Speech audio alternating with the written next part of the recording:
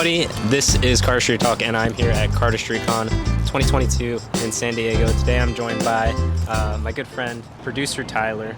He is on a goal to make the best Cardistry Con video. I would say that's my one goal this week, is to be able to just, I don't know what quantifies as the best. So even if like even my mom says it's the best, I won, but I would really like to be able to do something pretty sweet for this deal. Yeah, so he's recording all over the place. I'm sure it's going to make something pretty good. I've been asking a lot of people this question, but what kind of have been some of the highs and lows of the con for you so far? Yeah, so one of the highs just happened. It's day 2 right now. They were just giving out decks, because that's just what happens here. And I went up to a table, and I got one deck that I already had, and I went up to somebody else, and I was like, hey, if anybody sees like these, what are these called? Checkerboards. Checkerboards? Checks. Yeah, checks with the yellow one. And I was like, if anybody has any that they want to trade, just let me know. I'd love to trade. Nobody had any. And then I went and traded that deck. But then later on, I was just filming, and this guy came up, and he's like, hey, I heard you were looking for these. And I was like, sweet, I'll just, what do you want to trade for them? I can Venmo you or whatever. And he's like, oh, no, I already have some. You can just have them. And I was like, sick. So that was cool. It was cool to be able to like experience multiple times now, like how nice everybody is in this community. I didn't want to wait in line because I was just filming all day. I don't even think I picked up a deck at the actual event until right now. And like all day, the first day, I was just filming the whole time. I realized I didn't realize how much fun I had just filming people doing cards, especially when they're so good at it. But I would just Venmo people in line and was like, hey, can you get me one of those decks? It was the Dan and Dave deck. Yeah. And they were the ones that were like, hey, if you just want to Venmo me, I can just pick the deck up for you if you have stuff to go film.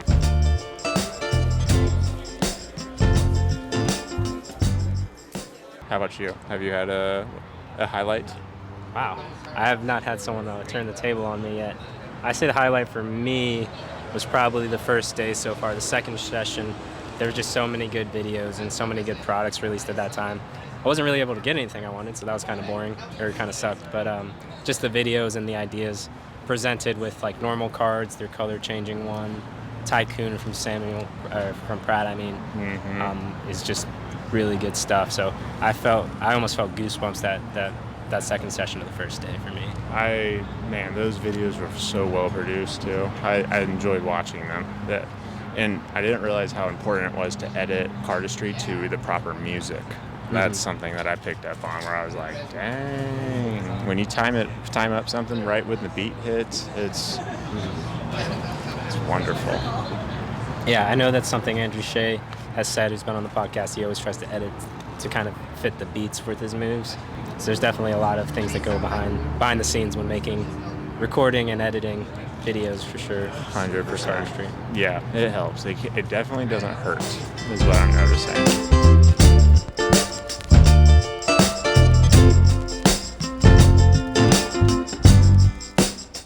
So what decks did you end up buying yesterday? What decks did I end up buying? I bought the green dots. I got some card sickles from OPC. Trying to think. Anything? I mean, from the swag bag, there was a ton in there. Dude, they were loaded, these swag bags up. Yeah. I think I counted like 16 decks last night. There was like a brick, and then there was like 6 extras. Yeah. It was really cool too. Yeah. The first session where they had taped decks of cards underneath the seats, almost like a Oprah moment. Oh, they had unreleased Smoke and Mirrors colors, so everybody was like freaking out because there was brilliant. Smoke and Mirrors under their. I love that. Under their chair. I hope they have more surprises like that throughout the day. I don't know how they would keep doing it, but I definitely wasn't expecting that surprise at all. That was brilliant. Everybody's face. I'm hoping I captured part of their reaction when that happened. Oh, that was sick.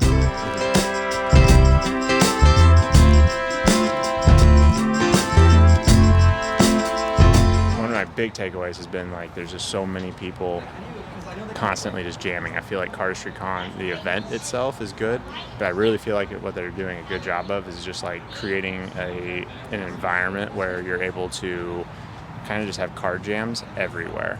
Like out here in this area, like there's people eating breakfast and they're like card jamming. And then inside there's like seating areas, there's tables inside. Like they do a good job. This venue at least does a really good job of being able to like kind of foster that like group setting to be so for everybody to be able to like get together and jam, which is pretty sweet. Yeah, I mean, definitely. I've been shuffling with people I've never met before. I've been talking with people I've never met before. So it's definitely a nice little environment to try to get people out of their comfort zone.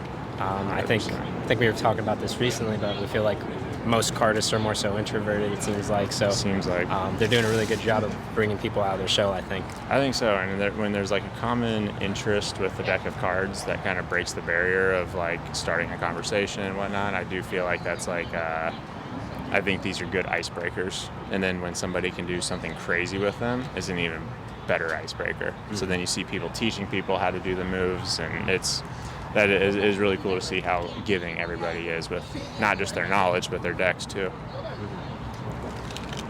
Well, this has been Cardistry Talk in CardistryCon, at CardistryCon 2022 San Diego. Tyler, thank you for taking your time away from recording to come record something different for me.